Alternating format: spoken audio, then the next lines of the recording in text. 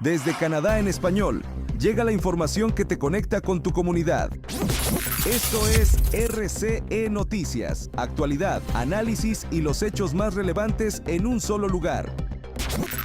Bienvenidos a su espacio informativo. Soy Cristian Vázquez con los temas relevantes de este 30 de septiembre del 2025. Comenzamos.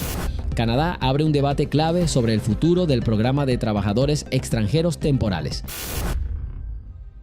En Canadá hay un tema en el que políticos de todos los partidos coinciden.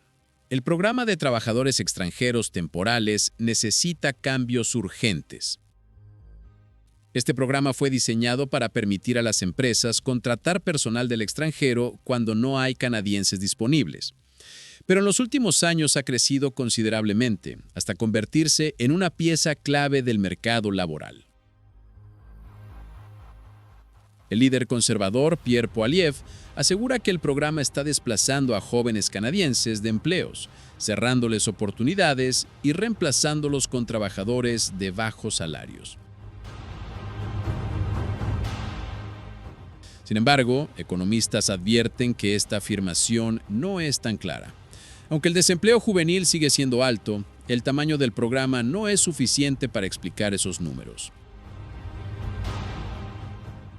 Lo que sí está en debate son los riesgos que el modelo genera. Desde hace años, expertos han señalado que las empresas que dependen del programa tienden a ofrecer menos aumentos salariales y a mantener condiciones menos atractivas. Además, los permisos de trabajo suelen ser cerrados, es decir, el trabajador queda atado a un solo empleador, lo que lo hace vulnerable a abusos. Entre las propuestas que están sobre la mesa está eliminar gradualmente el programa, bajo la lógica de que si las empresas no encuentran trabajadores locales, deberían mejorar salarios o invertir en tecnología. Otra idea es aumentar las tarifas que pagan las compañías por acceder al programa, sobre todo aquellas que lo usan año tras año. También se discute otorgar permisos abiertos que permitan a los trabajadores extranjeros cambiar de empleo y reducir así su dependencia de un solo patrón. Pero esta propuesta enfrenta la resistencia de empresarios, quienes aseguran que invierten miles de dólares en traer a cada trabajador y perderían esa inversión si se van con otra compañía. Desde el sector empresarial, la respuesta es clara. En muchas regiones rurales y remotas no hay trabajadores locales disponibles, aunque se ofrezcan mejores salarios. Empresarios de Canadá Atlántico afirman que ya han subido los sueldos, pero que simplemente no hay gente para contratar.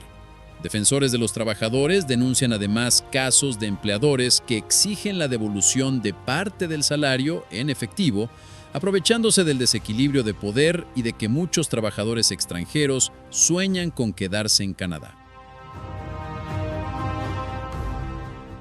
El propio primer ministro, Mark Carney, ha admitido que el programa necesita reformas profundas, pero encontrar una solución que equilibre las necesidades de las empresas, la protección de los trabajadores y la expectativa de los ciudadanos será uno de los mayores desafíos en el debate político actual.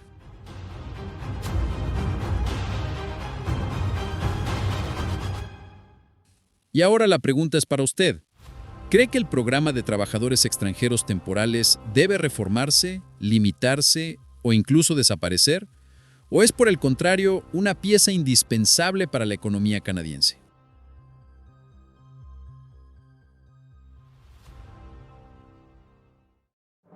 Pasamos a Montreal, donde la gaviotita se convierte en un referente gastronómico, el sabor nicaragüense que conquista paladares en la ciudad. La nostalgia del sabor de Nicaragua viajó miles de kilómetros. En Montreal, Canadá, una nicaragüense decidió reinventarse y con su sazón conquistar paladares más allá de las fronteras.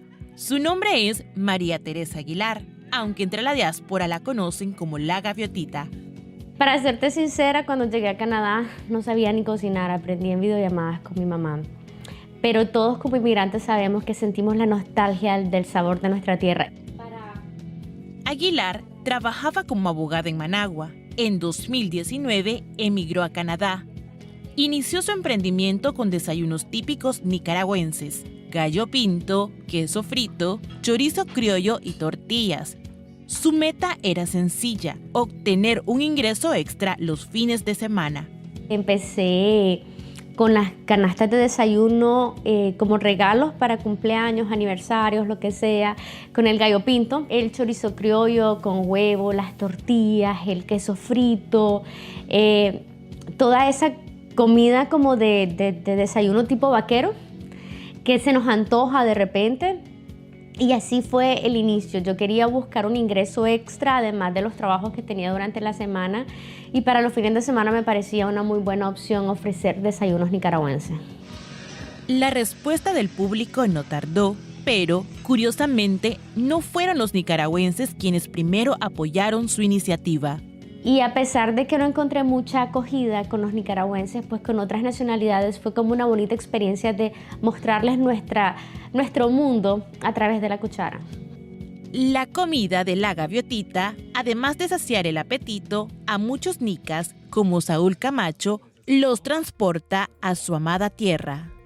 Recuerdo abrir ese barco, ver esa carne, ese olor, me transporté, me sentí allá en el barrio, yo vivía por la 1 de Mayo. Entonces, no sé, yo lo primero que le dije a mi esposa es, me sentí como que iba ahí en la 1 de Mayo, que era una calle como con 7, 8 fritangas, y wow. Entonces, con el olor, todo esto que les digo es con el olor. Cuando ya empecé a comer, sí, efectivamente se sentía esa nostalgia y a la misma vez satisfacción de estar comiendo. El sueño creció y un día se lanzó al reto de abrir un local los fines de semana. Con la ayuda de su hijo y su mejor amigo, convirtió aquella oportunidad en una celebración de sabores y encuentro cultural. Yo soy de esas personas que me tiro al mar. Yo digo, mejor lo hice y no funcionó, a quedarme preguntando ¿y si lo hubiese hecho?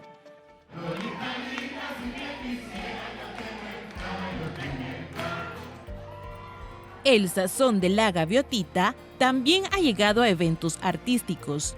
En septiembre de 2024, María Teresa atendió como se merece al trovador Luis Enrique Mejía durante un concierto en Montreal. Y bueno, también vamos a saludar a María Teresa Aguilar, que nos atendió allá en el camerino con un catering de primera.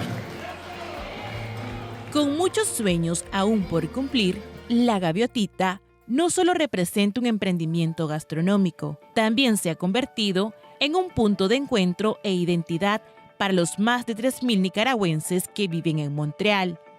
Creo que una de las frases que yo aprendí aquí en Canadá es: me seco las lágrimas, respiro profundo y sigo. Las piedras nunca van a faltar. El asunto es que no perdas la consistencia y sobre todo la fe en vos mismo.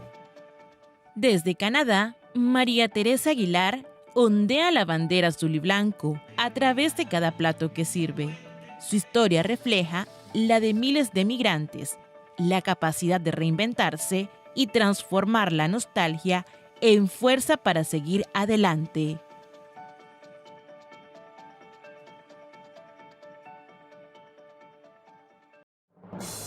En materia migratoria, el gobierno federal pone fin al programa de hoteles para solicitantes de asilo. En Canadá, el Programa Federal de Alojamiento en Hoteles para Solicitantes de Asilo llegó a su fin este 30 de septiembre de 2025, dejando a miles de personas en la incertidumbre habitacional. La iniciativa, que comenzó en 2018 y fue operada por Inmigración, Refugiados y Ciudadanía Canadá, costó más de $1,000 millones y dio hospedaje a más de 15,000 solicitantes de asilo, principalmente en Ontario y Quebec. Sin embargo, el financiamiento federal no será renovado. El gobierno ofrece reubicación, incluso fuera de provincia, a los afectados.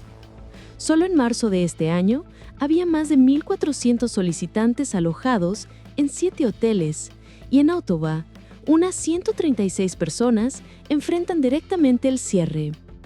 Por otro lado, organizaciones comunitarias advierten que la medida aumenta la vulnerabilidad. Con albergues en Ottawa y Toronto ya el límite de su capacidad, lo que podría dejar a muchos en la calle.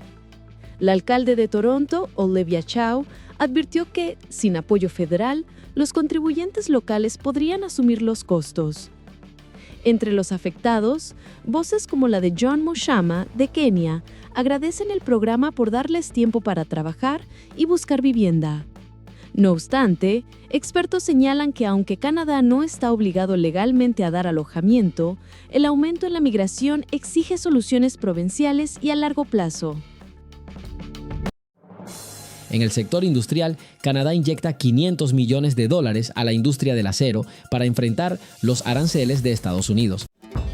El gobierno federal y la provincia de Ontario otorgarán $500 millones en préstamos a Algoma Steel, una de las mayores acereras de Canadá, con el objetivo de mantener a flote la industria frente a los aranceles de Estados Unidos. De esa cifra, 400 millones provienen del gobierno federal y el resto de la provincia. El apoyo busca dar un respiro mientras la empresa se ajusta a los aranceles del 50% impuestos por la administración de Donald Trump y se prepara para depender más del mercado interno canadiense. Los préstamos forman parte de un programa federal que ayuda a industrias afectadas por los aranceles a diversificarse y reducir su dependencia de clientes estadounidenses. Expertos, sin embargo, advierten que el dinero por sí solo no será suficiente si los gobiernos no garantizan compras e inversiones rápidas en acero canadiense. La medida protegerá a algunos, pero no todos los 2.800 empleos en Sault Ste. Marie, donde Algoma es el mayor empleador. El impacto dependerá de cada área de la planta. Trabajadores en hornos de coque y altos hornos podrían verse afectados, ya que la compañía planea acelerar su salida de esos procesos. La empresa ya reportó pérdidas de más de $110 millones el último trimestre. Con este respaldo, tanto el gobierno como Algoma esperan encontrar nuevos mercados y asegurar la supervivencia de una de las pocas acereras de propiedad canadiense. Y cerramos con un nuevo golpe comercial. Donald Trump impone aranceles a la madera y los muebles canadienses. Aquí los detalles. El presidente de Estados Unidos, Donald Trump, anunció la imposición de aranceles del 10% a la madera y del 25% a muebles, gabinetes de cocina y lavamanos de baño, intensificando su ofensiva comercial. La medida entrará en vigor el 14 de octubre y se incrementará en enero de 2026 hasta 30% y 50% respectivamente para países sin acuerdo con Washington. Canadá, principal proveedor de madera blanda a Estados Unidos, será el más afectado. Sus exportadores ya enfrentan cargas combinadas de hasta 30% por una disputa histórica sobre madera de tierras públicas. El gobierno federal canadiense prometió $1.200 millones en ayudas al sector, mientras busca alivio en el marco del TEMEC. La administración Trump justifica la decisión bajo la controvertida sección 232 de la Ley de Comercio de 1974, alegando que las importaciones de madera y mobiliario representan una amenaza para la seguridad nacional, incluso mencionando su uso en infraestructura militar y sistemas de defensa. Vietnam y México también verán impactos. Ambos habían ganado terreno tras las sanciones a productos chinos en 2018, pero ahora enfrentan nuevos obstáculos. En contraste, países con acuerdos como la Unión Europea, Japón y Reino Unido recibirán aranceles más bajos. Críticos, incluida la Cámara de Comercio de Estados Unidos, advierten que estas medidas solo encarecerán la construcción, afectarán cadenas de suministro y golpearán a consumidores estadounidenses, además de profundizar la tensión con sus principales socios. Con este anuncio, Canadá vuelve a quedar en el centro de la batalla comercial del presidente Trump, que ya había impuesto aranceles punitivos al acero y aluminio recientemente. Hoy queremos enviar un saludo especial a Sofía Martínez, seguidora desde Calgary, Alberta, orgullosamente parte de la comunidad salvadoreña. Soy Cristian Vázquez, gracias por su compañía y hasta la próxima. Esto fue RCE Noticias. Mantente informado todos los días con las noticias más relevantes de Canadá y del mundo hispanohablante. Sigue conectado a nuestra programación y no te pierdas las próximas emisiones. Aquí, en Canadá en Español. Hasta la próxima.